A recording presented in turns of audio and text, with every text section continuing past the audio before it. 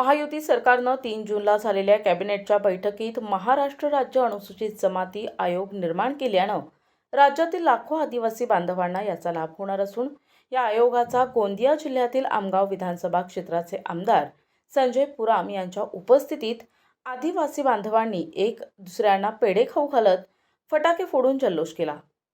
यापूर्वी केंद्रात अनुसूचित जमाती आयोग होता, मात्र आता राज्यात देखील आदिवासी आयोग निर्माण झाल्यानं आदिवासी बांधवांच्या ज्या काही समस्या असतील त्या समस्या अनुसूचित जमाती आयोगाच्या माध्यमातून सोडविल्या जाणार आहेत। याकरता राज्य सरकारनं आयोगाच्या कार्यालयासाठी 26 पदं मंजूर केली असून यात एक अध्यक्ष आणि 4 अशासकीय सदस्यांचा समावेश राहणार आहे।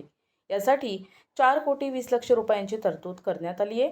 त्यामुळे आदिवासी बांधवांकरता सरकारमार्फत राबविण्यात येणाऱ्या योजना लोकांपर्यंत पोहोचतात की नाही यावर देखील आयोगाचं लक्ष असेल।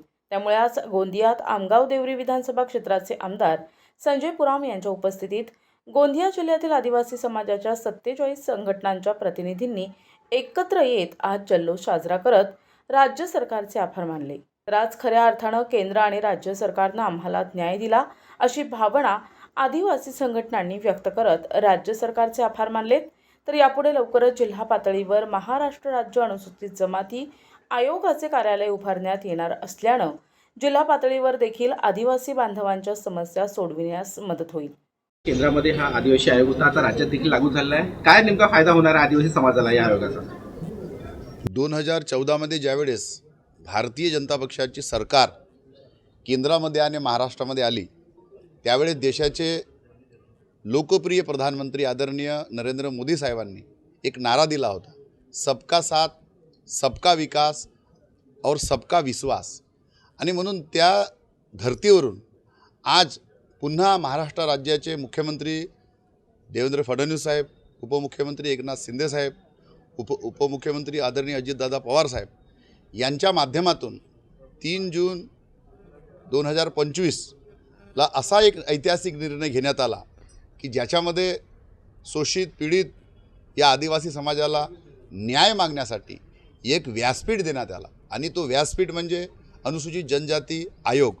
अनुसूचित जनजाती आयोग याच्या निर्माण झाल्यामुळे, गठन झाल्यामुळे अनेक आदिवासींना तिथे जाऊन आपल्या न्याय हक्कासाठी लढा लढता येईल। काय सांगाल, आज आदिवासी आयोग जो पारित झालेला आहे 3 तारखेला त्याच्या जल्लोष करण्यासाठी आपण एकत्र आलेला, काय सांगाल तुम्ही? नमस्कार, मी रजनी मिलिंद कुमरे, समाज कल्याण सभापती।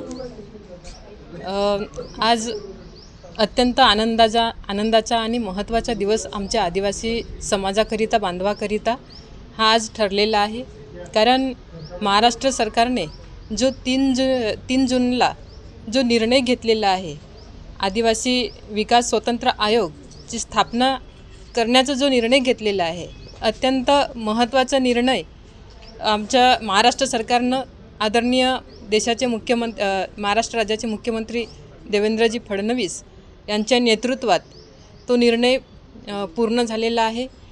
आणि देशाचे लाडके पंतप्रधान नरेंद्रजी मोदी यांची जी संकल्पना आहे की आदिवासी बांधव हा जर शिकला, समृद्ध झाला तरच हा देशाचा एक नागरिक देश समृद्ध होईल आणि तरच या देशाचा विकास होईल।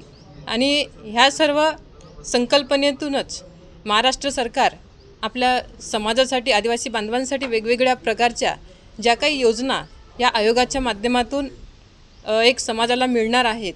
आज आयोगाच्या या ठिकाणी जल्लोष साजरा करण्यात येत आहे। सर्वात प्रथम मी संजय उईके, देवरी नगरपंचायतचा नगराध्यक्ष व भारतीय जनता पक्षाचा तालुकाध्यक्ष म्हणून नुकताच माझी नियुक्ती झालेली आहे। 3 जूनला आलेल्या 3 जूनला ज्या महाराष्ट्र राज्याच्या मंत्रिमंडळामध्ये जो आदिवासीकरिता स्वतंत्र आयोगची जी स्थापना करण्यात आली, ते फडणवीस साहेबांच्या व आपले आदिवासी मंत्री सन्माननीय अशोकजी उईके साहेबांच्या मी मनापासून आभार व्यक्त करतो। ह्यापासून आदिवासी समाजाला, जे शोषित पीडित आदिवासी होते त्यांच्या जे तक्रारी व समस्या होते त्या समस्यांना योग्य न्याय मिळणार आहे। प्रतिनिधी राधाकिसन सुटे, NTV न्यूज मराठी, गोंदिया।